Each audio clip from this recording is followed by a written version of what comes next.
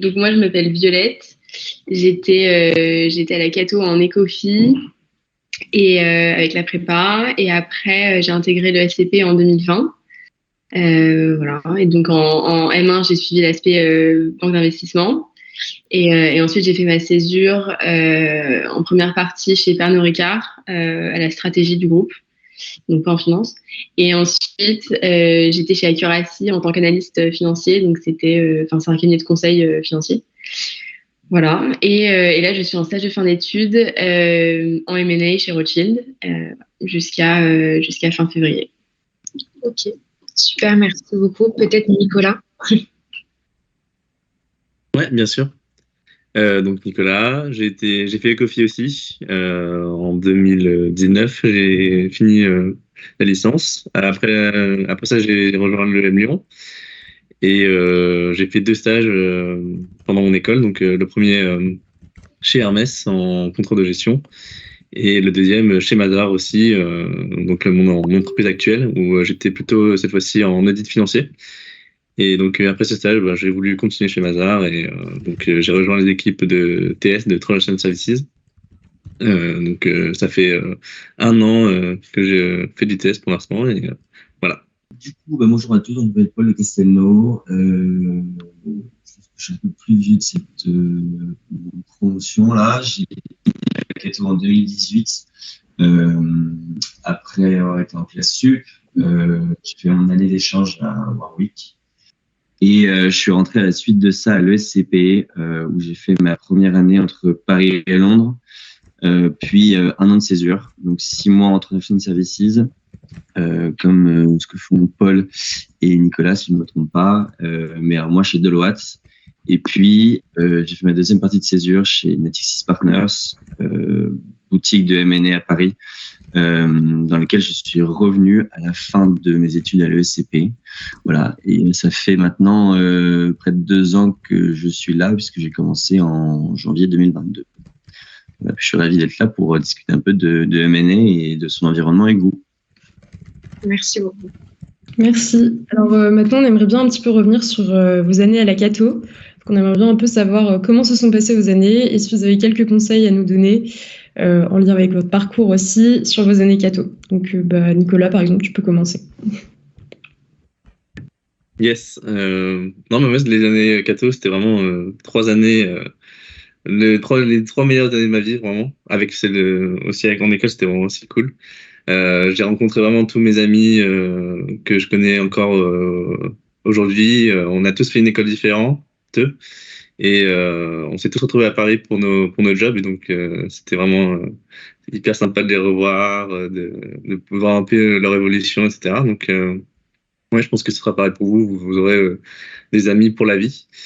En termes aussi d'apprentissage, c'est vraiment une formation de qualité. Hein. On est tous, on a fait des grandes écoles. Je suis sûr que vous en ferez aussi de très bonnes. Et on apprend beaucoup de choses.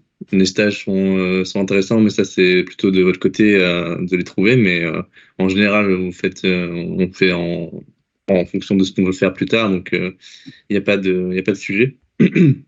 Donc voilà, et puis voilà, des conseils, c'est de s'accrocher. Hein. Les concours, c'est dur. On est tous passés par là. Mais je pense que la finalité, c'est incroyable. Enfin, moi, je suis hyper heureux dans ce que je fais. Je pense que c'est pareil pour les autres intervenants. Et donc, voilà. Persévérez et prenez du plaisir aussi, quand même. Et puis tout va bien se passer. Et voilà. Vas-y Violette, je te laisse continuer. C'était très inspirant. Ouais, effectivement, très belles années. Je trouve que donc là j'ai fini le SCP, donc je peux le dire a posteriori, je pense que j'ai appris autant à la Cato qu'à l'ESCP, quoi. Enfin, vraiment, en termes de qualité des cours et des profs, on était très bien à la Cato. Donc ça, profitez-en. Ensuite, en termes de stage, effectivement, je trouve que c'est super important et que on n'a pas fait prépa, donc quand on arrive en école, y a une espèce de petit gap qui se crée avec les postes prépa et l'avantage en fait de votre parcours, enfin de notre parcours, c'est justement d'avoir pu faire des stages chaque été. Donc ça aussi à fond, même si c'est pas non plus un stage ultra prestigieux ou je sais pas quoi, en fait on s'en fout, c'est juste histoire de bosser, d'apprendre des trucs, savoir comment marche une entreprise et tout. Donc ça aussi c'est une chance et faites-le au maximum. Et donc là je sais pas trop si vous êtes en deuxième, troisième année, mais bah oui, effectivement, la dernière année, c'est un peu compliqué. Il y a le Taj-Maj, il faut bosser, il faut avoir des super notes pour postuler aux écoles et tout. Mais a posteriori, franchement, c'est un mauvais moment à passer qui dure 3-4 mois. Et après, ça vaut tellement le coup. Donc, bah voilà, s'il faut s'enfermer 2 mois pour passer son Taj-Maj, faites-le. Et après, après, vous serez content, quoi. Voilà, mais ouais, c'est tout. Enfin, en tout cas, super années. Moi, j'ai adoré aussi. Et je suis sûre que bah, quoi aussi. Voilà. Bah, l'un des deux, Paul, je vous laisse continuer sur vos années Cato. Là, vous m'entendez mieux ou pas? Ah oui, super. Parfait. Ok, je vais juste rattraper la première question. Du coup, au niveau de mon parcours, j'ai fait de l'audit financier chez Mazars, du coup, comme Nicolas. Après, j'ai fait du coverage des fonds private equity, la Caisse d'épargne de France. Et là, je suis en stage de fin d'études en M&A restructuring chez RSM à Paris. Et du coup, j'avais fait la licence Ecofi dans la même promo que Violette. Ensuite, sur les années Cato, alors moi, j'étais arrivé en deuxième année, donc j'ai passé de très bonnes années au niveau des cours. Je ne sais pas si vous en rendez compte tout de suite, mais il y a une certaine qualité que en Ecofi, on est assez chanceux d'avoir. Et voilà, profitez des gens que vous rencontrez parce que vous les recroiserez souvent dans le secteur dans lequel vous allez évoluer si vous restez en finance. Moi, je recroise souvent des copains de prépa ou de licence qui sont dans le même secteur que nous et même sur des deals où des fois on s'appelle, ça va un peu plus vite. Et donc voilà, négligez pas votre réseau à l'ECAT.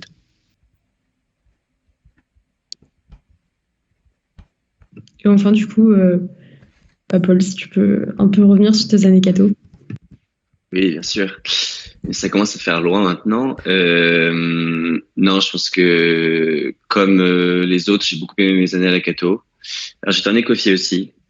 C'est vrai que tu vois, Nicolas parlait de son groupe d'amis. Moi, mon groupe d'amis aujourd'hui, c'est celui que je me suis fait à la Cato. On est tous partis ensuite faire des écoles différentes, un peu à droite à gauche, alors qu'on n'avait pas eu tous les mêmes profils. Et pour autant, on se retrouve tous à Paris dans nos jobs, donc c'est super sympa. Je pense que pour vous, alors pardon, je suis désolé, je suis arrivé un peu en retard, mais j'ai pas trop compris. Là, il y a que des prépa 3 et des classes sup ou c'est un peu Non, je pense qu'on est un mix des 3 promos. À mon avis, plutôt finance, mais il y a les 3 promos, classe sup, prépa 3, éco 2, enfin, licence 2 et licence 1. Oui, profitez de ce que la Cato vous offre en termes de cadre. Violette disait effectivement, quand tu arrives en école, tu te rends compte que t'as pas fait de prépa et il y a encore un gap qui existe entre eux et nous. Mais il faut essayer de combler ce gap en avoir des cours, des DS, des machins pour se cadrer. Moi, je pense que c'est un truc qui m'a beaucoup servi ensuite, pas forcément tant en école, parce qu'en école, une fois que tu y es, tu mènes une vie un peu plus cool. Mais une fois que tu arrives dans un job, c'est très très important de savoir garder cette rigueur-là. Et en fait, cette rigueur-là, moi, je l'ai appris à la Cato. Je l'ai pas appris en école. Même au lycée, c'est pas la même chose. La Cato sert beaucoup. Je sais que ça vous emmerde et ça nous emmerde aussi d'avoir des DS le samedi, des machins. Mais en fait, il y a une question de préparation qui vraiment est un pilier pour ensuite se développer et dans le métier et puis même personnellement. Donc, je vous engage quand même à pas trop cracher dessus, même si j'étais le premier à le faire. Et essayer de profiter de ces années-là, de bosser, faire la fête aussi parce que c'est important, il faut bien se sentir dans sa tête. Et voilà, essayer de participer un peu à ce genre de réunion que vous faites, parce que c'était un gros sujet qu'on avait, c'était pas trop savoir ce qu'on savait faire. Et discuter en fait avec des anciens, des alumni, voilà, c'est très facile, hein, il suffit d'envoyer un message sur LinkedIn. Je pense qu'on est tous assez sensibles quand on reçoit des messages et répondre. Donc voilà, ce que vous engage à faire pour profiter de vos années à la Cato. Merci beaucoup.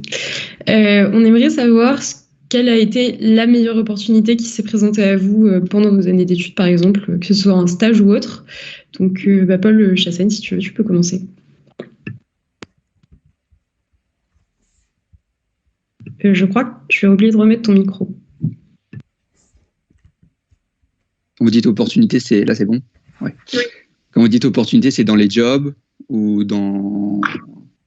N'importe. Mais ouais. Je pense que c'est assez la réponse un peu facile, mais le stage de fin d'études, ça reste l'objectif final, c'est-à-dire qu'on essaie de construire un parcours assez cohérent.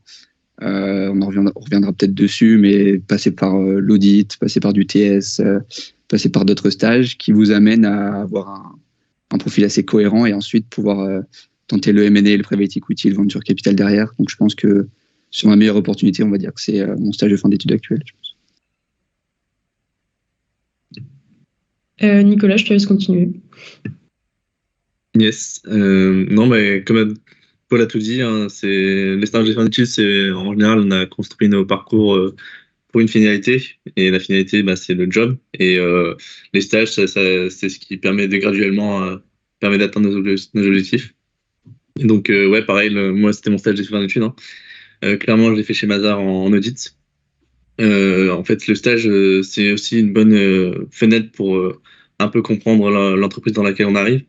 Et l'expérience que j'ai eue en fait pendant les 6 mois de mon stage, c'est que les gens sont hyper sympas chez Mazars. J'ai rencontré aucun manager qui était toxique ou quoi que ce soit. Il y a vraiment l'envie des managers de transmettre du savoir, d'être à l'écoute, d'être pédagogue. Donc ça, c'est ce qui m'a fait rester clairement chez Mazars. Et aussi, il y a beaucoup d'events au cours de l'année, des after-work, des séminaires, etc. Et c'est une très bonne ambiance en fait en cabinet d'audit et de conseil. Ce que je disais souvent, c'est que c'est un peu la continuité de l'école de commerce. Il y a vraiment un esprit de promo. Donc, on a tous le même âge, on a tous les mêmes centres d'intérêt. Donc, forcément, ça connecte très vite. On rencontre des gens qui sont passionnés et qui vont faire aussi notre réseau de demain. Donc, non, c'est tout ça qui est hyper important. Et le stage d'études, vraiment, c'est ce qui fait. C'est vraiment l'objectif, quoi. Et essayez de trouver votre stage de fin d'études dans les boîtes que vous voulez, ou en tout cas dans le métier que vous voulez. Donc voilà, c'est le conseil que je peux donner. Merci. Paul de Castelnau, je te laisse continuer. Ouais, alors je suis pas sûr d'être très innovant dans le sujet, mais moi j'ai pas fait de stage de fin d'études. Mais en revanche, en termes de boulot, mon stage de première partie de césure, en fait, ça a été ce qui m'a permis d'accéder à une césure à M&A derrière. Je pense que voilà, on aura l'occasion d'en reparler, mais c'est pas un secteur qui est très facile à intégrer au début. On n'a pas forcément conscience, et très souvent les boutiques et les banques sont assez réfractaires à prendre des premières parties de césure, sauf quand papa connaît le partenaire en face. Donc moi, je fais ma première partie de césure en TS chez Deloitte. Césure que j'ai adoré. J'ai gardé d'ailleurs des super bons contacts avec mes juniors, mes seniors et même mes co-stagiaires aussi. Et ça m'a permis ensuite de nous donner la crédibilité et de faire un deuxième stage dans lequel j'étais épanoui et j'étais à l'aise sur plein de sujets. Donc voilà, effectivement, les stages à ne pas négliger, même pendant les années catho, ça fait la différence. Merci. Et Violette, du coup? Oui, effectivement, les stages et tout ça, mais je vais essayer d'innover un petit peu. Il y a aussi d'autres choses à faire pendant votre scolarité qui peuvent vachement vous aider. Typiquement, quand j'étais en M1, j'ai participé à une compète organisée par un cabinet de conseil, une compète genre M&A, conseil, strat, un peu tout mélangé et tout, avec toutes les écoles de commerce réunies. Et en fait, on a travaillé pour Pernod Ricard et on a travaillé pour Accuracy. Et donc, à la suite de ce truc-là, on a gardé des super contacts avec le board de Pernod Ricard et les partenaires Accuracy, ça reste quand même des gens qui sont assez bien placés et c'était une super expérience. Et ensuite, j'ai fait ma césure chez Pernod Ricard et chez Accuracy. Donc ça, clairement, ça a été la meilleure opportunité pour moi. Et pour pas mal d'entretiens que j'ai passés par la suite pour stage de fin d'études, pour CDI, clairement, c'est un truc qui ressort. On me pose beaucoup de questions dessus parce que ça sort un peu plus de l'ordinaire parce qu'on a tous fait à peu près les mêmes stages, quoi.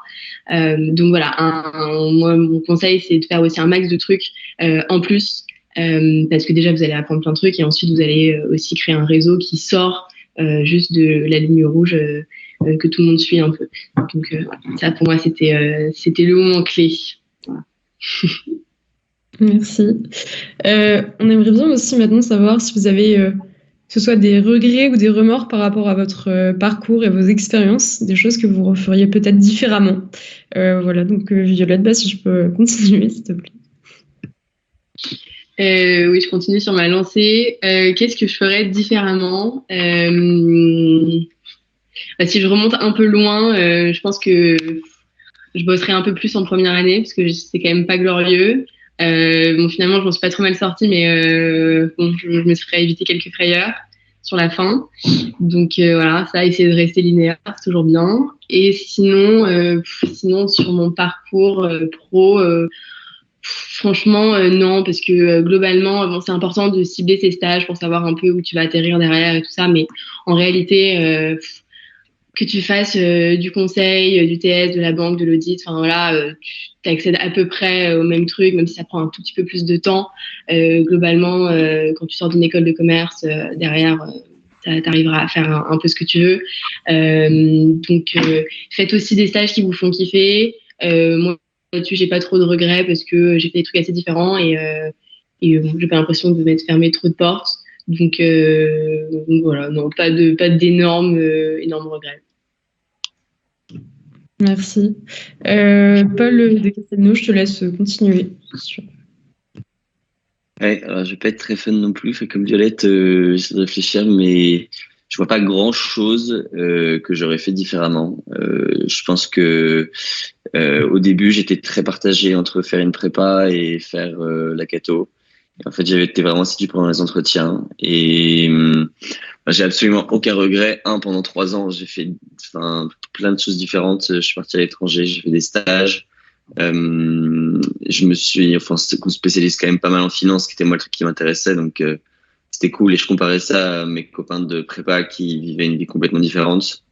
C'est sûr que il y a des choses très bien dans les deux, mais la catho offre un super bon équilibre là-dedans, et donc j'aurais rien changé là-dedans. Ça m'a permis d'entrer à l'ESCP derrière, où j'ai adoré. J'ai rencontré plein de gens hyper sympas, je me suis fait des copains pour la vie. J'ai fait des stages qui m'ont fait plaisir, j'ai fait la fête, je suis parti à l'étranger, avec Violette ensemble à Madrid, on faisait pas mal la fête. Voilà, donc je pense qu'il faut profiter aussi de chaque moment, tout en gardant en tête qu'on a des objectifs et qu'il faut savoir mettre des priorités. Si vos priorités sont les bonnes, profitez des 3 années si vous êtes en L1 et puis de ce qui vous reste pour les autres. Profitez de ce que la catho peut vous offrir comme expérience. Super, merci. Nicolas, est-ce que tu as des regrets ou des remords sur ton parcours ? Ouais, moi, mon grand regret, c'était de... parfois, en fait, j'avais assez peu de connaissances sur les métiers de la finance parce que c'est quand même un des métiers assez larges, un peu, comment dire, très peu connu. Enfin, le Transaction Services, je ne le connaissais pas du tout avant de rentrer en cabinet.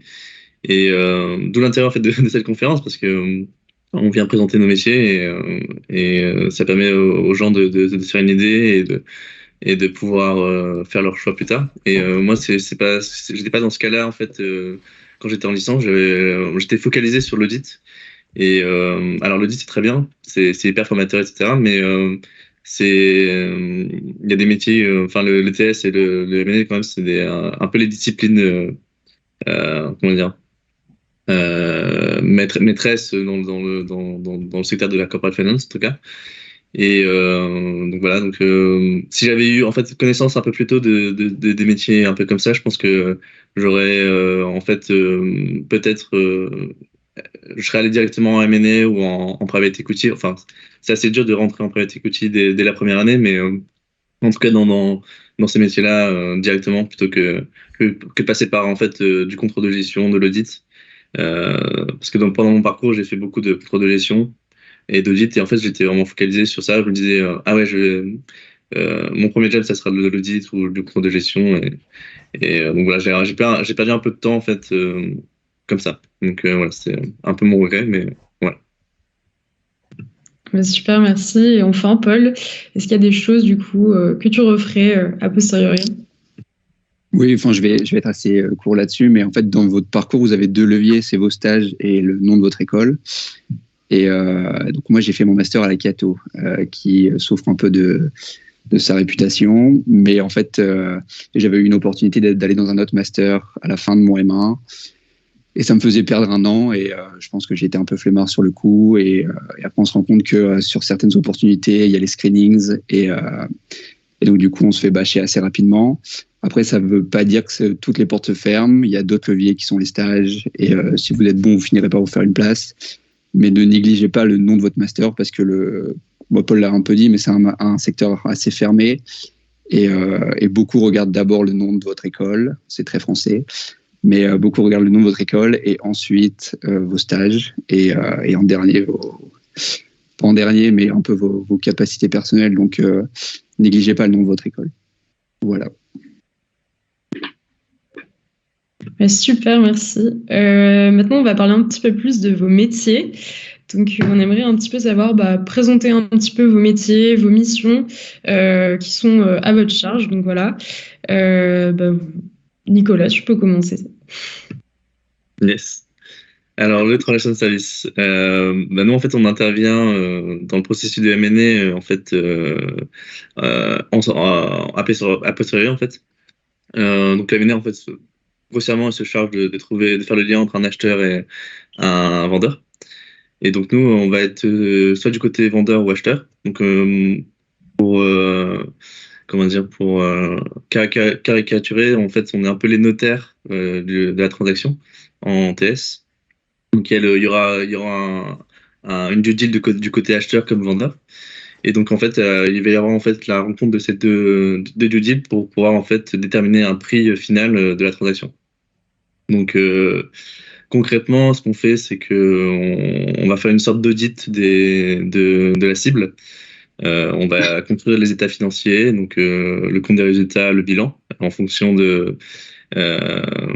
d'un mapping qu'on va dire plutôt économique, parce que le bilan et le compte des résultats, on présente d'une manière comptable et qui est en fait qui n'est pas du tout analytique. Alors que la vision économique d'un bilan et d'un compte de résultat permet de mieux se rendre compte du business, de la capacité de l'entreprise à générer du cash ou à être rentable.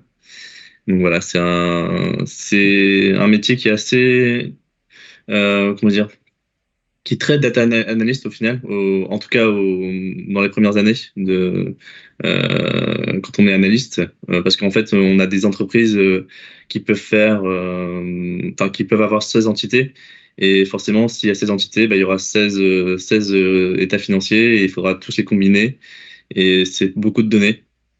Et donc voilà, le job en tout cas au début, c'est de pouvoir traiter toutes ces données, de pouvoir les agréger pour faire des états financiers compréhensibles pour les investisseurs.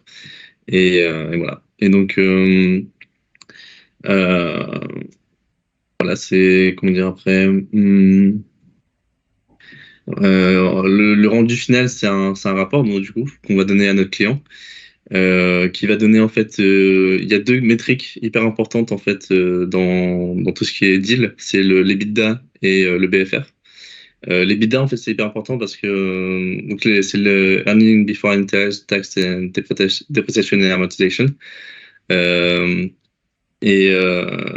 c'est hyper important, c'est parce que il y a toujours un multiple. En fait, la valorisation d'une entreprise se fait par un multiple de l'EBITDA. Donc l'EBITDA, le multiple peut être parfois de x8, x10. Et donc on comprend très vite en fait les enjeux de l'EBITDA, parce que si on passe d'un EBITDA à 1 et à 2, on peut faire x10 ou x20 la valeur de l'entreprise. Et tout l'enjeu aussi du test, c'est de pouvoir faire ces retraitements d'EBITDA et donc de pouvoir toucher à ce chiffre. Et donc, en fait, on fait des retraitements d'EBITDA parce que il y a des business qui sont assez. Il peut y avoir au cours de la vie d'entreprise, des événements un peu exceptionnels. Et donc, on va essayer de normaliser en fait tous ces événements exceptionnels pour pouvoir avoir une idée assez clean de l'entreprise. Et donc voilà, il y a tous le BFR, c'est hyper important. Donc, le besoin en fonds de roulement, c'est hyper important parce que c'est ce qui reflète le cash. Et le cash, forcément, c'est ce qui intéresse les investisseurs. Donc voilà, il faut avoir. Je sais pas si j'étais un peu trop technique, mais voilà. Et donc en fait, oui, si vous voulez faire du test, il faut quand même avoir un peu d'appétence pour la comptabilité parce que c'est quand même la matière première de toutes nos analyses. Mais voilà, moi j'ai fait un stage en audit, c'était largement suffisant pour avoir les clés pour continuer en TS. Mais voilà, même si vous n'avez pas fait de stage en audit ou vous êtes un peu fébrile en compta, vous pouvez faire des stages en TS directement, ça va bien se passer. J'étais pas très bon en compta pour être honnête quand je suis arrivé et je m'en sors très bien. Voilà, donc, j'espère que j'ai pas été trop technique et un peu clair, mais si vous avez des questions, on peut encore rentrer dans le détail, mais je pense que j'ai un peu fait le tour. Non, c'était très clair, merci. Par rapport plus au métier du M&A, est-ce que Paul de Castelnau, tu pourrais présenter ton métier du coup? Ouais, on va faire ça avec Violette un peu en même temps. Hein. Je pense que on va pour être un peu plus, bien dire big picture. Déjà, le M&A, c'est quoi? Déjà, qui on est? On est des banques ou des boutiques. Donc, une boutique, ce sera juste un conseil indépendant. Une banque, ce sera une partie qui fait de la fusion-acquisition au sein d'une banque comme Rothschild, la BNP, la SOG, le CIC, enfin, tu vois, tout ce que vous avez comme banque sur le cadre bancaire, quoi. Et nous, on est un intermédiaire entre un vendeur et un acheteur. Bon, ça reste quand même très simple. Si je prends le côté vendeur, en gros, des boîtes viennent nous voir en disant, voilà, nous, on a besoin de se vendre. Notre métier, c'est pas de faire ça. Notre métier, c'est l'opérationnel. Et donc, on a besoin que vous nous aidiez à structurer tout ce qui va se passer autour, que ce soit sur la partie financière avec du coup des conseils externes comme Mazars ou RSM accompagne. Ça va être sur la partie juridique avec des avocats qui vont accompagner tout ça. En fait, nous, on est vraiment un accompagnateur. On est main dans la main avec notre client pour lui dire OK, on va gérer pour vous. Il y a beaucoup de production, beaucoup de travaux qui doivent être réalisés que tu peux pas demander à l'entreprise parce que l'entreprise a besoin de faire tourner sa boîte, quoi. Et que nous on se décharge, on les décharge avec une grande flexibilité, c'est-à-dire que vous avez un client un jeudi à 23h qui vous dit c'est marrant pour lundi matin, j'ai besoin d'un document de 200 pages parce que je dois le présenter. En fait, sachez que le document de 200 pages il sera présent le dimanche soir à 20h dans sa boîte mail, quoi. Donc il faut c'est là où on a un métier un peu spécial, c'est qu'on n'a pas de on n'a pas des horaires très classiques et on est une espèce de conciergerie de luxe, quoi, si vous voulez, pour nos clients. Voilà, je ne t'ai pas tout dire, mais Violette, tu peux non, je suis assez d'accord avec toi. Effectivement, je pense qu'il y a un rôle d'accompagnateur, il y a aussi un rôle de coordinateur. Enfin, moi, de ce que je vois en gros sur les dossiers, celui qui fait un peu le lien avec les cabinets de conseil à côté, les cabinets de TS, même les avocats, tout ça, en gros, c'est la banque au milieu qui coordonne tout le monde, qui lance les boucles de mail, qui fait gaffe à ce que tout soit bien envoyé à tout le monde est bien au courant de tout, et qui a un contact vraiment direct avec le client. Donc, il y a un rôle vraiment un peu premium. Enfin pas premium, mais je veux dire privilégié, pardon, avec le client. Mon voisin de bureau l'autre jour a dit un truc que j'ai trouvé un peu poussé, mais bon, si on pousse, on peut en parler. Il disait qu'en gros, les banquiers d'affaires, c'est les médecins de famille. J'irai pas forcément jusque là, mais dans l'idée, ça rejoint un peu ce que disait Paul, c'est l'idée que effectivement, s'il y a un truc à faire sur le week-end, tu le fais quoi. Enfin, c'est comme ça, tu bosses pour ton client et s'il a besoin d'un truc lundi, il a besoin d'un truc lundi. Donc ça a ses avantages et ses inconvénients.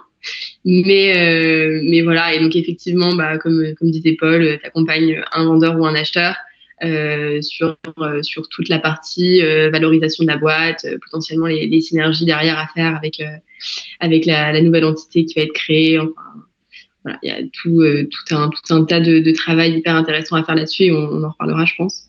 Mais voilà. Super, merci. Je ne sais pas si Paul, tu as quelque chose à rajouter par rapport à tes activités, tes missions. Ouais, bon alors pour le coup, moi je suis sur une équipe hybride entre M&A et restructuring. Depuis le début de mon stage, j'ai travaillé que en M&A, donc je peux un peu parler de tout ce qui est restructuring, mais c'est un peu pareil au niveau donc c'est l'aide des entreprises en difficulté. Et en fait, les deux activités sont étroitement liées. On peut accompagner une entreprise sur du restructuring et avoir un mandat de vente en M&A 1 ou 2 ans plus tard. Et donc un peu pareil, il faut être assez flexible sur les horaires parce que en restructuring, on a des audiences avec des juges. Et donc si l'audience est lundi à 8h, pareil, il faut que le rapport soit fait. C'est pas la même approche, c'est pas le même objectif. Mais voilà, on pourra peut-être en reparler sur. Je sais pas si c'est le sujet de parler de restructuring aujourd'hui. Après sur le M&A, donc ça rejoint, exactement ce que Paul et Violette ont dit. Donc voilà, difficile de compléter un peu plus que ça. Merci beaucoup. Je vais laisser Baptiste continuer dans les questions. Oui, bonjour à tous. Et du coup, moi, je vais commencer par une première question. C'est qu'est-ce qui vous motive là dans votre métier d'aujourd'hui et quelles sont les grandes contraintes que vous rencontrez tous les jours? Donc ouais, je vais peut-être laisser d'ailleurs Paul Chassagne parler, continuer. Ouais, alors sur la motivation, je pense qu'on a un peu ce point commun, c'est d'être constamment stimulé.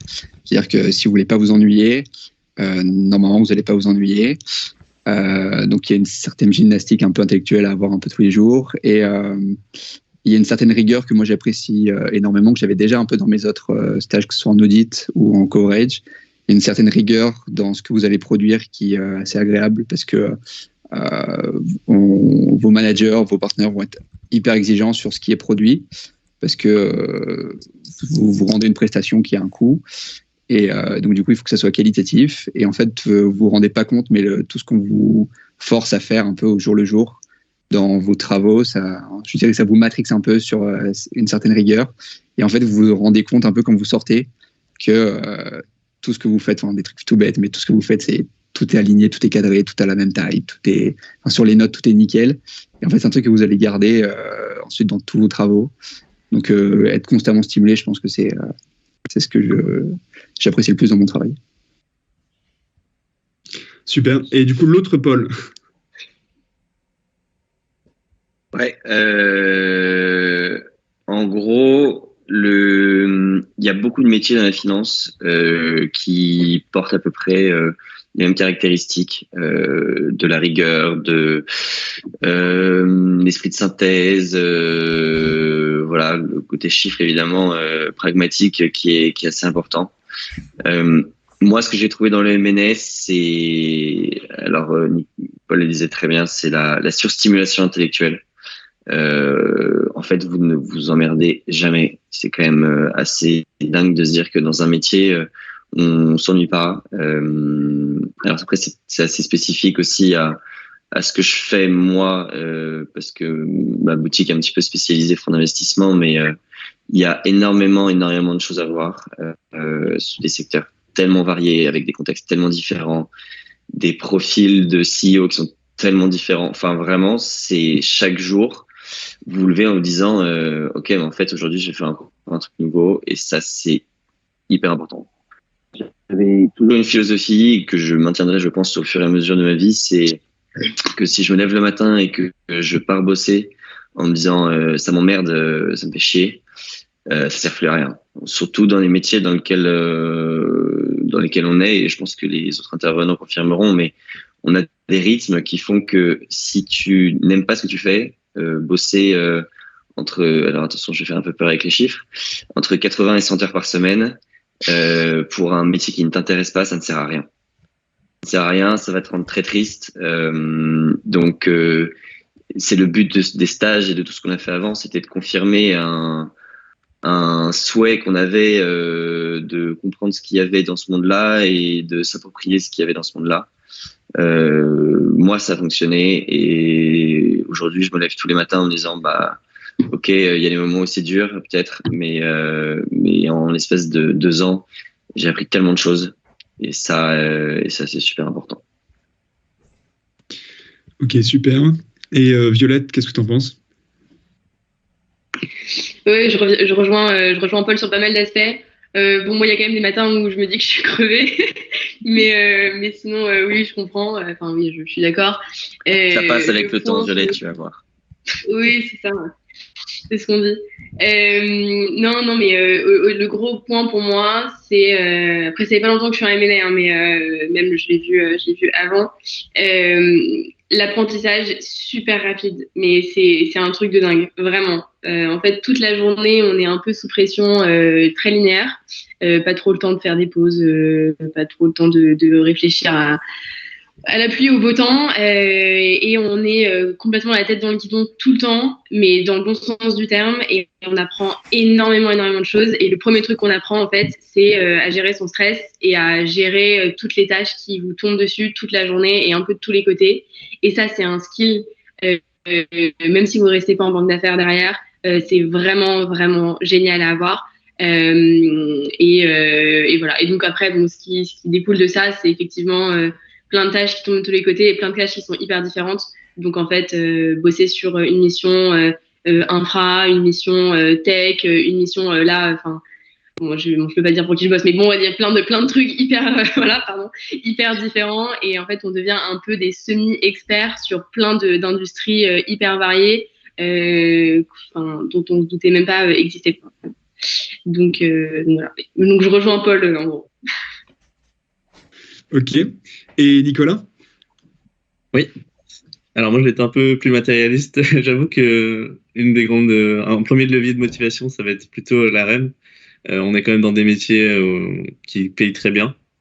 Alors, ce qui est un peu paradoxal pour mon test, c'est qu'on est bien payé, mais en M&A, c'est clairement là où vous serez mieux payé. Donc, si c'est ce que vous recherchez en priorité, allez en M&A. Après, il faut être prêt à faire des heures, hein, comme on dit le reste, Violette et Paul et Paul. Donc, ouais, faut être prêt à faire des horaires, mais c'est clairement des métiers qui paient très bien. Non, mais après, c'est sûr que la REM ne peut pas faire tout. Évidemment que quand je me lève, je suis très content d'aller au travail. C'est hyper stimulant, hein, je répète un peu, mais on est dans des métiers où les dossiers, ça dure entre 4 semaines et 1 mois. Donc, on voit, il y a vraiment un turnover sur les dossiers, et ça, c'est vraiment très stimulant parce qu'on peut avoir des dossiers tant des petites PME que des CAC 40. J'ai par exemple travaillé sur un ancien docteur qui avait créé son école et qui vendait son école d'orthodontie. Et comme j'ai travaillé sur un dossier du CAC 40 sur Renault, que vous avez peut-être vu dans l'actualité, où ils faisaient la scission de leurs activités thermiques et électriques. Donc voilà, vous avez vraiment des dossiers hyper intéressants, stimulants. Il faut être très rigoureux. Et puis ça peut vous aider aussi dans votre vie personnelle, hein, parce que forcément, quand on est hyper rigoureux dans notre travail, dans notre vie aussi, ça peut nous aider. Donc voilà. Et non, après, comme je disais, la motivation aussi, elle vient de vos collègues, hein. On a une très bonne esprit d'équipe. Vous serez content d'aller au cabinet, voir vos collègues, vous pouvez faire des pauses, etc., raconter un peu de votre vie. Ça va aussi peut-être venir vos amis, parce que on fait des after-work, on va en soirée, on va en séminaire aussi. Donc, par exemple, il y a une semaine, on était au séminaire du service qu'on appelle FACE. Donc, c'est ce qui chapeaute tous les métiers du conseil en finance. Donc, il y a le TS, il y a le M&A, il y a le Project Finance, etc. Et on était allé à Montpellier pendant 2 jours sur un catamaran. Donc, ça, c'est hyper sympa, c'est motivant, ça permet de faire un petit break dans le travail et quand même de rencontrer un peu tous nos collègues. Donc voilà, tout ça, c'est hyper motivant. Et puis voilà, la REM, le travail en lui-même et puis le réseau, etc. En tout cas, Nicolas, tu me fais une belle transition pour ma prochaine question. Ma question, c'est avez-vous rencontré donc vos attentes salariales? Donc Nicolas, je te laisse peut-être commencer. Ah oui, alors oui, clairement, moi j'ai rencontré mes attentes salariales. Hein. C'est le salaire que. Bon, je vais être hyper transparent avec vous. J'ai commencé ma REM à 47K brut.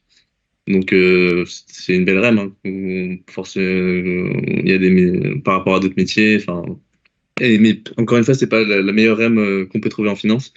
La M&A, je pense que ça peut payer beaucoup mieux. Et en termes d'évolution salariale, c'est ça qui est aussi important. C'est que chaque année, on est augmenté, hein, donc en cabinet en tout cas. Donc c'est en fonction de votre performance sur l'année. Et c'est pour ça que j'ai dit aussi au tout début que c'est un peu comme la continuité de l'école parce que vous allez être noté. Donc on a une note de 1 à 4, donc 4 étant la meilleure. Et donc voilà, en fait, vous avez, comme à l'école, une grille d'objectifs avec capacité à travailler en équipe, etc. Enfin, vous connaissez le topo. Et en fonction de ce que vous avez fait sur l'année, bah, vous avez une note. Et en fonction de cette note, vous avez une rémunération qui varie. Donc, c'est un pourcentage de votre salaire. Donc, ça peut être de 10% à 20% d'augmentation à l'année. Hein. Donc, si vous faites le calcul, en 3-4 ans, vous avez presque doublé votre salaire. Donc, voilà. Donc ça, c'est ce qui est appréciable dans le cabinet, c'est que c'est très cadré. On sait que si on performe, on a une bonne rémunération. Et chaque année, c'est récurrent. Donc, vous avez une certaine sécurité à ce niveau-là. Une partie aussi sur la rémunération, c'est il y a une partie variable. Donc, que vous pouvez... qui est chez Natixis et donc qui permet d'investir un peu d'argent. Vous mettrez c'est ce qu'on appelle l'intéressement à la participation. Donc, voilà, c'est des structures de rémunération qui sont intéressantes. Donc voilà, donc clairement c'est des métiers qui plaisent bien. Voilà. Ok, bah super. Violette, t'en penses quoi de ce qu'a dit Nicolas? Bah écoutez, oui, non mais c'est des métiers qui payent extrêmement bien. Enfin et ça grimpe très très vite. Franchement, parfois tu perds un peu les pédales quoi. Enfin moi, pas à mon niveau encore, hein, mais je parlais avec mes managers hier. En fait, globalement autour de moi, avant 30 ans, ils sont tous propriétaires à Paris. Je veux dire, c'est des métiers qui payent vraiment très très très bien. Après, le revers de la médaille, c'est quand même, en termes de taux horaire, c'est pas non plus la folie, quoi. Parce que, en fait, comme disait Paul tout à l'heure, bosser entre 80 et 100 heures par semaine, même si t'es très bien payé, bah, en fait, le taux horaire, il faut quand même rester conscient que tu gagnes énormément d'argent, mais qu'en réalité, tu bosses aussi énormément. Donc, ça, après, c'est un trade-off que tu es prêt à faire ou pas. Hein. Je veux dire, chacun son truc, chacun ses envies pour sa vie. Mais effectivement, si vous êtes prêt à bosser beaucoup pour un taf qui reste quand même hyper intéressant, enfin, ça on l'a déjà dit, effectivement, bah, vous allez trouver vos attentes salariales en M&A et en banque d'affaires de manière plus générale. Enfin, ça, il n'y a aucun doute là-dessus. Ok. Et du coup, Paul Chassagne, t'en penses quoi? Oui, alors sur ma REM actuelle, moi je suis en stage, donc ça va être pas très intéressant à partager. Mais après, oui, je pense que de ce que j'ai entendu sur les débuts de carrière, on est entre 45 et 65 fixes, de ce que j'entends, en finance d'entreprise en tout cas. Donc ouais, Violette l'a bien expliqué au niveau du taux horaire. Après, il faut voir un peu ce que vous voulez dans la vie. Il y a aussi une dimension de ce que vous allez faire après. C'est-à-dire que le salaire que vous avez en M&A, souvent, vous allez négocier un salaire qui est proche dans le métier que vous allez faire après. Admettons que vous voulez aller en corpo, en M&A corpo ou dans d'autres métiers de direction ou de gérance de boîte. Vous allez un peu vous baser sur vos standards que vous avez eu avant. Donc ça débloque aussi des paliers. Donc vous n'allez pas être malheureux en M&A ou en TS ou en restructuring ou en PE. C'est un peu les mêmes tranches. Ok. Et du coup, et Paul de Castelnau? C'est unanime, c'est des métiers qui sont extrêmement bien rémunérés. Je pense qu'en sortie d'école, il n'y a pas de métier équivalent qui puisse vous offrir ce genre de rémunération. Avec des progressions qui vont quand même relativement vite. Vous passez de grade entre 2 et 3 ans en fonction de vos métiers et puis de vos structures. Donc, ce que Violette disait, c'est que très clairement, les gens avant 30 ans sont très majoritairement propriétaires d'un bel appart dans le 8e. C'est super cool. Ça vient avec ses inconvénients. Violette l'a bien rappelé. Mais c'est sûr que après moi je vous engage à ne pas faire ce métier pour la REM parce que c'est un métier qui doit se faire parce que vous aimez ça. Si vous n'aimez pas ça, ce que je disais tout à l'heure, vous serez pas épanoui. Et l'épanouissement, oui, passe par la rémunération que tu touches tous les 28 du mois et t'es bien content de voir l'argent arriver. Mais si tu te lèves le matin juste pour ça, en fait, tu ne tiendras pas 1 an et demi ou 2 ans au max. Et encore, j'en ai des copains et j'en ai plein des exemples. Et je pense que à nous 4, on en a tous des exemples de mecs qui se sont lancés et qui ont craché parce qu'en fait ils aiment pas ce qu'ils faisaient et qui partent derrière faire des trucs complètement différents en start-up dans des moods où oui, la REM c'est pas la même si ça reste des bonnes rémunérations, mais où ils ont des flexibilités, ils retrouvent plein de choses qu'ils avaient laissé tomber pour justement aller toucher un peu plus d'argent. Je pense que c'est vraiment pas le sujet. Donc voilà, il y a absolument pas à se plaindre. Oui, le taux horaire c'est pas le plus dingue du siècle. Voire parfois on arrive même à se dire qu'on est très bien payé en valeur, mais qu'en fait on devrait être payé plus parce que on travaille comme des chiens. Ce qui peut paraître un peu dingue, mais ce qui est vrai. Donc voilà, vraiment je vous engage à ce que ce soit pour vous une priorité, oui, mais la priorité numéro 1, j'aurais tendance à dire que vous feriez une erreur de vous diriger vers ces métiers-là pour ça. Ok, merci. Et juste, du coup, ma dernière question avant de laisser la parole à Thomas et Antoine. Est-ce que brièvement, vous pouvez me dire quels sont le type de personnes avec qui vous travaillez? Est-ce que c'est des gens qui ont des parcours proches du vôtre ou vraiment complètement différents, des prépas classiques qui ont fait HEC, quoi? Paul Chassagne, je te laisse commencer. Oui, alors bon, il y a quand même sur mon équipe, je pense que moitié d'école de commerce, moitié universitaire. Beaucoup d'universitaires parce que mon partenaire est un universitaire qui a fait la Sorbonne il y a quelques années. Donc en fait, ça dépend aussi du partenaire, mais globalement, on retrouve profil, je sais pas moi, dans l'open space, top 5 écoles de co, du Néoma un peu, et pas mal de Sorbonne parce que le partenaire.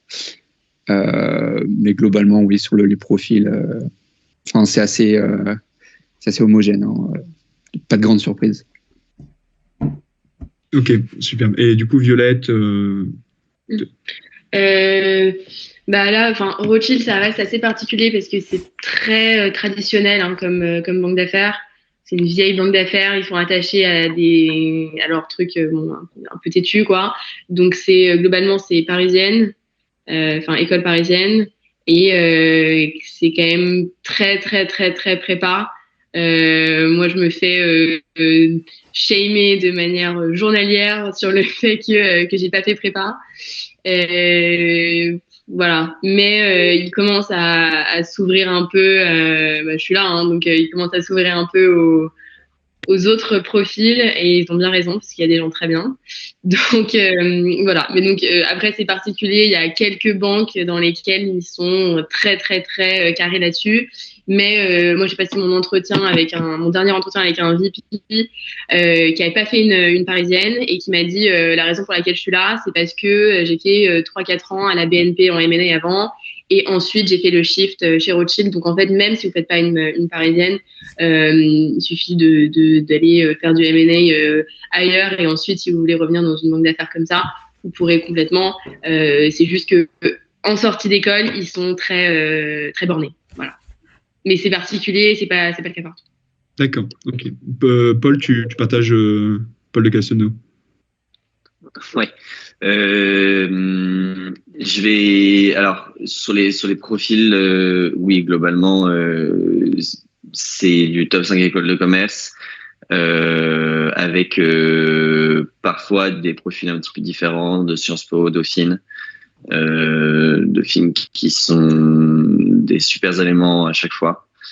Pour vous donner un peu des cas concrets, moi je fais passer beaucoup d'entretiens stagiaires, et en termes de screening, on prend pour une première partie de césure. Donc, quand vous avez fait votre première année de master et que vous voulez faire une année, c'est souvent 2 fois 6 mois de stage.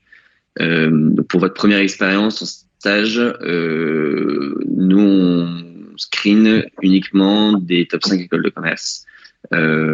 Parce que c'est un gage de travail. Voilà, on peut regarder aussi Dauphine.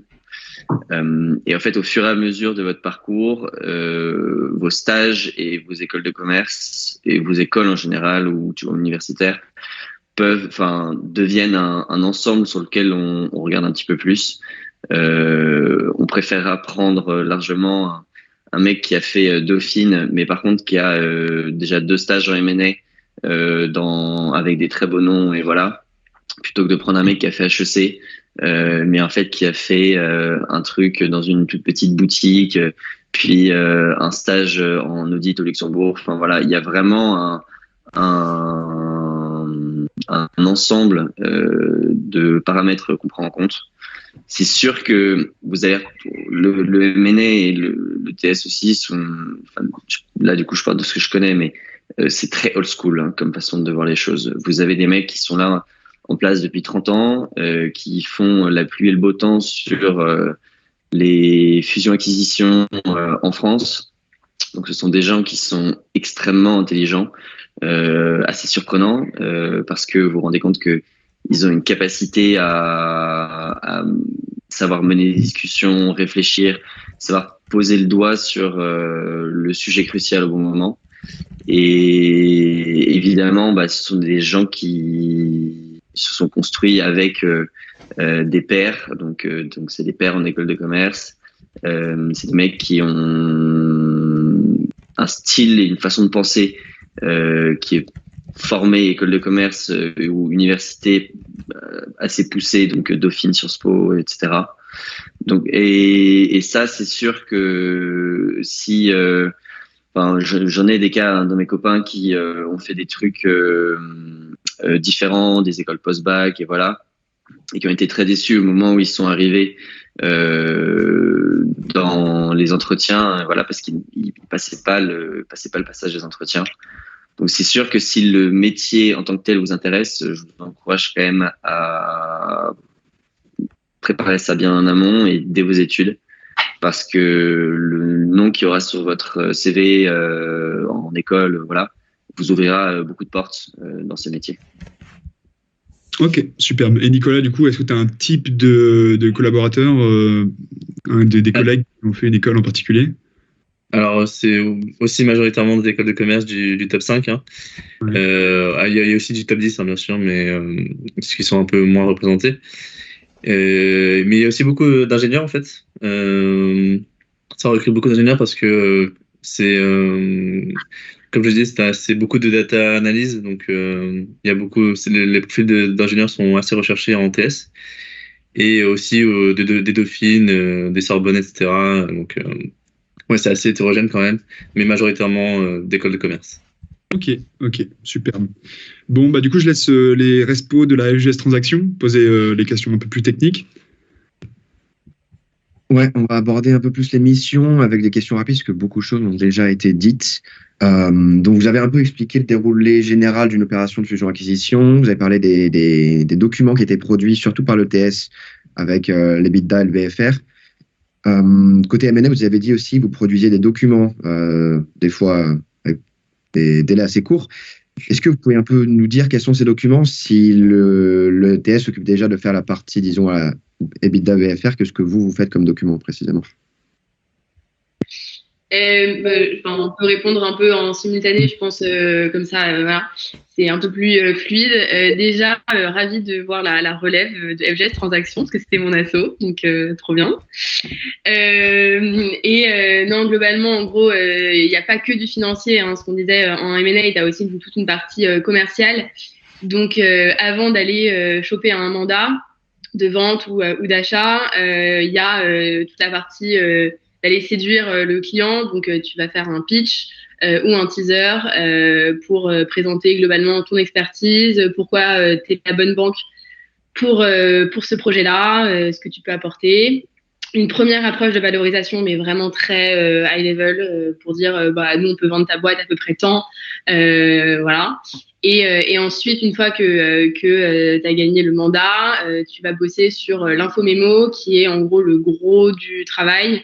C'est un gros doc qui va faire 200 slides, quoi, qui présente la boîte, le marché, la boîte, le marché, tous les produits, enfin très très très en profondeur, en gros, que tu vas aller présenter ensuite aux entreprises potentielles qui veulent acheter ou la boîte en question. Et là-dedans, tu vas intégrer donc le BP, la Valo, que tu fais côté banque, mais que tu fais aussi côté TS. Et globalement, c'est un travail qui se fait un peu main dans la main. Enfin, les banques et les TS bossent ensemble sur ces trucs-là.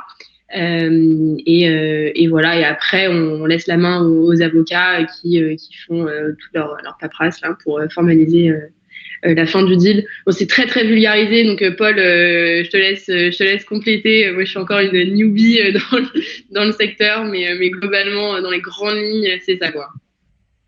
Non, mais en fait, si on parle de rapport, le rapport clé, et nous, là, on a une grosse valeur ajoutée, c'est ce que Violette mentionnait, donc ça s'appelle l'information mémorandum. Donc, en fait, l'objectif, c'est de vous dire que cette boîte-là, enfin, la boîte que vous vendez, par exemple, que vous devez la présenter, vous allez contacter les acheteurs qui n'y connaissent rien ou à l'inverse qui sont des concurrents et qui connaissent super bien le secteur. Donc en fait, vous devez présenter un document où sur le principe, votre père, votre grand-père, votre oncle ou votre petit cousin doit pouvoir lire ce document et à la fin de ce doc comprendre ce que fait la boîte. Donc c'est un mélange de vulgarisation et en même temps apporter énormément de détails pour que n'importe qui puisse avoir une bonne idée de ce qu'est la boîte, de qui sont ses clients, quels sont ses produits, quelles sont ses techniques de production, si c'est une entreprise qui produit, de savoir effectivement quel est son marché. Alors quand c'est la concurrence, c'est un peu moins pertinent, mais si vous parlez à quelqu'un qui n'y connaît rien, vous lui présentez une boîte qui fait des yaourts, en fait, ça se trouve, le marché des yaourts, il va pas bien, donc vous avez besoin de présenter ce genre de choses. Donc, en fait, il faut vraiment se dire que ce rapport-là, c'est la clé pour comprendre quelle est la boîte. C'est ce qui va permettre à tous les investisseurs de faire leurs premières analyses et de savoir si ça les intéresse ou pas. Après, il y a une myriade d'autres sujets qui ne sont pas forcément des rapports en tant que tels. Mais vous doutez bien que quand on est accompagnateur et coordinateur, il y a des sujets de préparation de ce qu'on appelle des data rooms, par exemple, que Violette doit très bien connaître, puisque ce sont des sujets qu'on adore donner aux stagiaires et aux analystes. Mais en gros, une data room, c'est un drive hyper sécurisé dans lequel vous avez toutes les informations juridiques, financières, marketing, légales, enfin vraiment sociales, tous les litiges, les assurances, qui permet ensuite au conseil des acheteurs de réaliser leurs analyses. Donc typiquement Mazar avec Nicolas pourrait très bien accompagner un acheteur et en fait les mecs ils ont bien besoin de documents et d'informations pour faire leurs analyses. Et ben ça c'est le travail de la banque de préparer ce drive. C'est un métier un travail qui est très très pointilleux mais qui est capital parce que en fait vous devez donner tout ce qu'il faut au mec en face pour qu'il puisse avoir une bonne idée de ce qu'est la boîte. Donc voilà. Ensuite, il y a beaucoup de choses. Je suis pas sûr que ce soit hyper intéressant de rentrer dans tous les détails. Ça prendrait trop de temps. Mais les deux gros sujets quand on est à la vente, c'est ce que disait Violette, c'est-à-dire l'information memorandum et puis là ce sujet de data room qui permet, en tout cas côté banque, qui permet aux acheteurs de faire leurs analyses ensuite. Ok, écoutez, c'est très clair. Je pense qu'on va pas rajouter plus de détails parce qu'on est un peu pressé par le temps. Question rapide, réponse rapide. Quelles sont selon vous les compétences et qualités requises pour faire ce ou ces métiers? Allez, Nicolas, tu peux commencer. Oui, en TS, clairement, c'est de la rigueur. Ce qu'on vous apprend dès le début, c'est que il faut que ce soit cadré, carré, telle taille de colonne, telle taille de ligne. Sur les slides, c'est pareil, ça doit être le même format partout, etc. Donc vraiment la rigueur, c'est ce qu'il y a de primordial. C'est limite ce qu'on vous demande en priorité, c'est pas de réfléchir, c'est vraiment de faire du formatage. Mais après, bien sûr, quand plus vous évoluez, plus les skills importants, ça sera les compétences analytiques, pardon. On fait beaucoup d'analyses de gestion, en fait, pour permettre de donner des KPI, donc les Key Performance Indicators, pour les investisseurs, pour qu'ils puissent avoir, pour qu'ils puissent prendre la meilleure décision d'investissement possible. Donc, on va faire des analyses de personnel, des analyses de BFR, comment dire, le nombre de jours que vous prenez pour payer vos fournisseurs, le nombre de jours que vous prenez pour payer vos clients, etc. Donc beaucoup d'analyses. Donc voilà, un esprit analytique, un esprit rigoureux. Voilà, je pense que c'est vraiment les deux capacités essentielles. Ok. Paul de Castelnau, si tu veux ajouter quelque chose, ou c'est globalement ça? Ouais, globalement, je pense que la rigueur, c'est le premier. Enfin, c'est la qualité numéro 1 dans nos métiers. Si vous êtes amené à travailler, vous verrez qu'il y a très peu de place à l'erreur et qu'en fait, c'est très hiérarchisé chez nous parce que justement, chaque strate vient limiter le nombre d'erreurs possibles. Vous avez, je pense que la flexibilité aussi, ça fait partie des grosses qualités à avoir, d'être capable d'encaisser, de savoir dire oui, je suis capable de faire un truc comme ça. Voilà. Ensuite, sinon, je pense que ce sont des métiers, en tout cas, quand on est jeune, c'est assez bête et méchant. Hein, on sauve pas des vies, on n'a pas fait médecine. Donc, à partir du moment où vous êtes motivé, rigoureux, et intéressé par le job, en général, tout se passe toujours très bien. Super. Violette ou l'autre Paul, si des choses à ajouter en plus? Moi, tout petit point, mais ça vient au-dessus de ce qu'on a déjà dit. La rigueur, c'est un prérequis, ça c'est clair, il n'y a pas de place à l'erreur. Mais aussi, il faut être conscient que, en tout cas, je sais que c'est le cas chez Rothschild, je pense que c'est le cas un peu partout. Tu bosses pas sur un seul dossier, tu bosses plutôt sur 4 ou 5 dossiers en simultané. Et la clé vraiment pour pas perdre les pédales, c'est être capable de prioriser, être capable de dire genre, ok, ça va me prendre 3 heures, ça va me prendre 2 heures. C'est quoi la priorité? Demande à tes managers comment je priorise. Toi, je te réponds à 18h, toi, je te réponds à 20h. Et être capable de gérer son stress comme ça, parce que sinon, tu prends des demandes de tous les côtés et tu paniques, en fait. Donc, garder la tête froide, prioriser ses tâches et une fois que c'est fait, rester hyper rigoureux, bien sûr. Mais je pense que la clé, c'est vraiment prioriser et garder son calme. Voilà. Ok. Paul? Oui, Violette, du coup, a abordé un peu le point de savoir switcher entre les dossiers.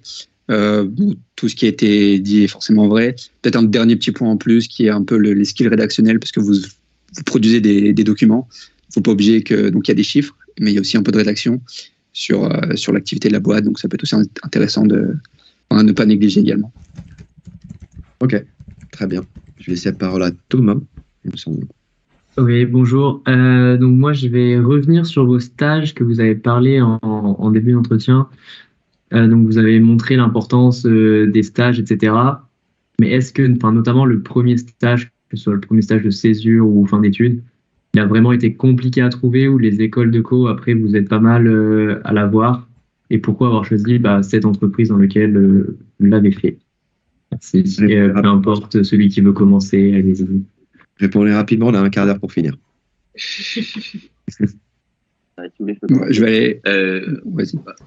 En gros, les stages, c'est jamais quelque chose de facile à trouver. Globalement, vous y allez avec vos armes et ce que vous avez déjà réussi à faire. Donc, oui, les écoles de commerce vous permettent de passer des screenings et voilà, mais il faudra jamais négliger le réseau, le message que vous envoyez sur LinkedIn aux gens qui sont potentiellement intéressés.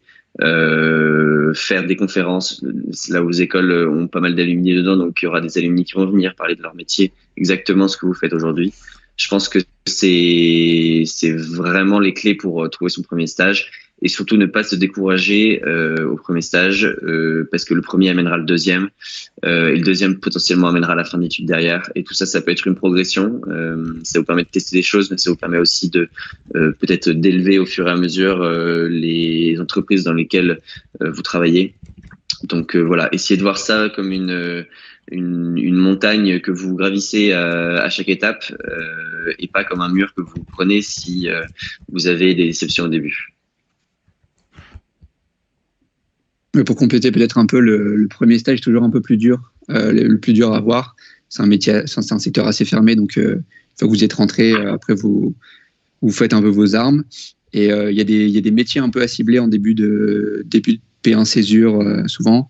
L'audit, l'ingénierie financière, où vous allez faire un peu de LBO dans les banques. C'est des métiers qui demandent un tout petit peu moins d'expérience, mais c'est des métiers où vous pouvez rentrer déjà en P1 césure. Et une fois que vous êtes dans ces métiers, souvent vous ouvrez un peu toutes les portes qui sont derrière. Donc ça ne veut pas dire que ce sera très facile, mais ce sera un peu plus facile. Et merci, Nicolas ou Violette. Juste pour le TS, si vraiment le test qui vous intéresse, je pense qu'un premier stage en audit, c'est bien. Et le deuxième en TS, et on pourra ensuite continuer en TS en job. Je pense que c'est un peu le parcours idéal. Sachant qu'en audit, les stages sont assez facilement obtenables. L'obtention d'un stage en audit est assez facile parce qu'il y a du besoin. Ils ne regardent pas trop vos écoles. Donc voilà, si c'est vraiment le test qui vous intéresse, je pense que c'est le parcours typique. Ouais, moi je rejoins un peu ce qui a été déjà dit. Je pense que je suis la seule à avoir fait un stage en corpo. Moi j'étais chez Pernod Ricard et bon, c'est moins classique, mais en réalité c'est assez apprécié aussi d'avoir quelqu'un, en tout cas c'est ce qu'on m'a dit en entretien, d'avoir quelqu'un qui sait comment ça marche aussi dans la boîte qui va être votre client, de voir comment c'est organisé et hiérarchisé aussi là-bas. Voilà. Donc ouais. Bref, ouais, non, mais TS audit, tout ça, c'est parfait pour faire de la banque derrière. Évidemment, ça marche très bien. Mais si ça vous fait kiffer de faire un stage en corpo, vous fermez pas non plus cette porte-là. Hein, ça marche très bien. Merci. Vous nous avez parlé de la charge de travail qui était très conséquente, etc. Petite question simple pour une réponse rapide également. Comment le volume horaire évolue-t-il avec les promotions? Est-ce qu'on a la même charge de travail en tant qu'associé qu'en tant qu'analyste? Parce que je pense que les tâches sont assez différentes, etc. Voilà, juste est-ce que le volume horaire évolue? Paul? Oui, et le volume horaire évolue évidemment. Ce sont à chaque fois des structures qui sont très pyramidales. Donc le travail, la production est fait par les jeunes. Le côté commercial, technique se fait par les jeunes et les un peu moins jeunes, et le côté commercial se fait par les plus vieux. Un partenaire, ça va arriver à 9h et partir à 19h. Mais en revanche, il est capable de prendre des coups de fil jusqu'à 3h du matin et d'être disponible tous les week-ends et pendant les vacances, et voilà. Donc ce sont des charges horaires qui sont très différentes. Mais évidemment que vous terminez pas à 2h du matin toute votre vie, puisque vous avez quand même besoin d'avoir des familles, parfois des enfants, enfin voilà. Donc l'équilibre arrive un peu plus tard aussi. Quelque chose à ajouter? Non, nickel. Alors, Juste en TS, le volume horaire, il est assez. On fait pas autant qu'en M&A, bien sûr. Je pense qu'en moyenne, on fait 9h, 20h, 21h à la limite. C'est vraiment en période de rush où là, on peut finir aller à minuit, 1h, c'est assez rare. J'ai dû le faire allez, une semaine sur un an. Enfin, une semaine, 7 jours en un an. Donc voilà, et c'est assez cyclique. Hein, donc en tant que junior, j'ai eu des périodes où je travaillais pas, clairement, parce qu'il n'y avait pas de dossier, tout simplement. Donc je me suis retrouvé parfois à faire une semaine où j'étais en disponibilité, on appelle ça. Et vraiment, c'est du temps libre en fait, vraiment. Je pouvais faire. Il faut rester joignable, évidemment. Si jamais il y a un sujet qui tombe, il faut être capable de répondre dans la minute ou dans l'heure, quoi. Donc c'est aussi ce qui est assez appréciable, d'avoir un peu de temps libre quand même pour soi, de récupérer entre deux dossiers. Et donc voilà. Et forcément, plus on évolue au fur et à mesure des années, moins c'est vrai, on a moins de temps libre, on fait un peu plus d'horaire, mais ça reste clairement vivable. On a quand même un équilibre vie perso pro qui est appréciable, mais qui est forcément pas le même qu'en corpo. Merci beaucoup, Thomas. Je pense que c'est à toi. Ouais, du coup, pour la dernière question, vous en aviez un peu parlé aussi, mais dernier conseil pour nous, étudiants de L3 ou L2, donc pour arriver là où vous en êtes en M&A. Donc voilà, pour répéter pour le mot de la fin.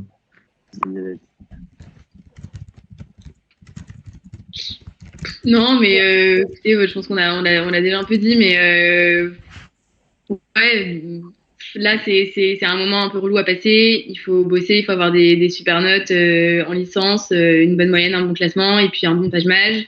C'est clair, c'est painful, mais ça vaut le coup. Et en réalité, c'est quand même pas. Bon, ça reste 3-4 mois vraiment très très relou en dernière année, mais voilà, vous êtes complètement capable de le faire. Donc là-dessus, donnez-vous à fond. Ça vaut vraiment vraiment le coup de faire une école qui vous plaît.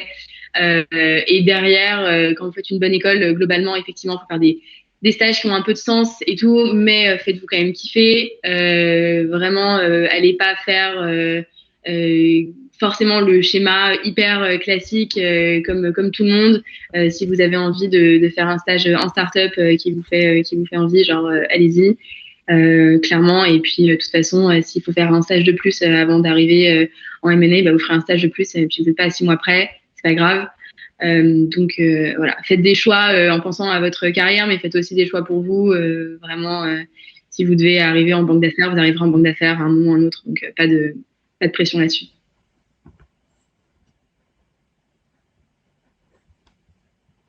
Ouais, merci. Paul de Castelnau, si tu as quelque chose à rajouter. Oui, en fait, je donnerais globalement le même conseil que Violette. En fait, dites-vous que, alors que vous soyez en licence 1, 2 ou 3, vos années de licence sont super importantes parce qu'ensuite vous êtes en école et une fois que vous êtes en école, honnêtement, c'est fini.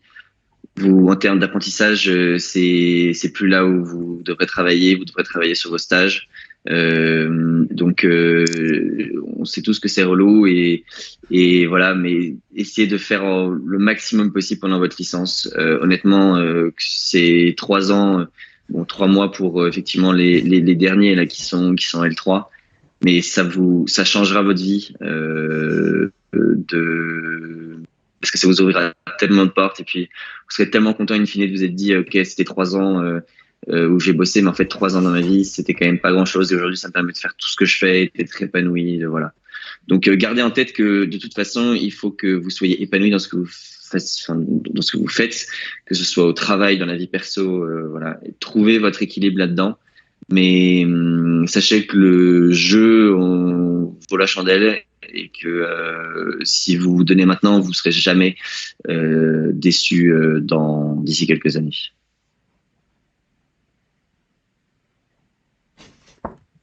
Merci Paul. Ouais, je vais finir. Bon, du coup, la cohérence du projet est importante. Faut savoir aussi que quand vous allez candidater, tout le monde a un peu le même profil, c'est-à-dire que tout le monde a déjà fait un stage en audit, un stage en TS et veut faire souvent du M&A ou du PE derrière. Donc, essayez d'aller chercher un aspect différenciant de votre profil qui est lié à votre personnalité.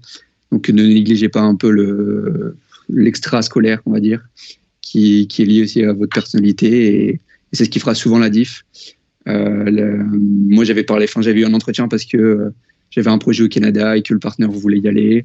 Un autre parce qu'en fait, au moment de l'entretien, ils vont gratter sur un aspect différenciant parce que vous avez tous fait les mêmes écoles, les mêmes stages. Donc, vous accrochez sur un point précis avec un membre de l'équipe ou un partenaire. Et c'est ce qui fait que vous avez le stage à la fin. Donc, il y a l'aspect scolaire qui est important, mais négligez pas le reste. Et Nicolas, pour le mot de la fin. Non, mais oui, prenez du plaisir. C'est une dernière grosse étape à passer pour les concours. Mais après, c'est que du bonheur. L'école, c'est assez chill. Et après, le job, si c'est ce que vous avez envie de faire, vous vous épanouirez. Donc, non, ouais, prenez du plaisir. Profitez quand même de cette dernière année de licence. C'est quand même la fin d'un chapitre et vous allez sortir de là avec plein de souvenirs, plein de rêves. Donc, voilà. Soyez persévérés, tout va bien se passer. Il faut pas trop dramatiser ce concours. Tout va bien. Merci à vous tous. Merci infiniment pour les réponses à vos questions. Je voudrais juste vous demander, on a totalement oublié de vous demander, on a enregistré la conférence. Est-ce que ça vous dérange qu'on la reposte sur notre compte YouTube de l'association? Pas de problème. Ok, génial. Merci beaucoup. Et je ne sais pas s'il y a des questions de la part de tous ceux qui ont assisté à la conférence, mais en tout cas, vos réponses étaient super claires. Et ça donne envie de faire du M&A, honnêtement. Ouais, s'il y a des questions, on peut les poser dans le chat, mais j'ai pas l'impression qu'il y en ait eu au cours de la réunion. En tout cas, merci de nous avoir reçus. C'était vraiment sympa de parler avec les gens de la Cato maintenant, quoi. Donc, j'espère que tout se passe bien pour vous. J'espère que vous en sortez quand même avec votre âge et tout ça. Et voilà, bon courage. Franchement, ça va le faire. Et voilà. Merci beaucoup. C'était très bien organisé, très cool. Un grand merci. C'est gentil. Merci beaucoup. Merci beaucoup et bon week-end. Et merci vraiment d'être venu aujourd'hui. Merci. Merci Bon week-end. Bon week-end. Bon week-end.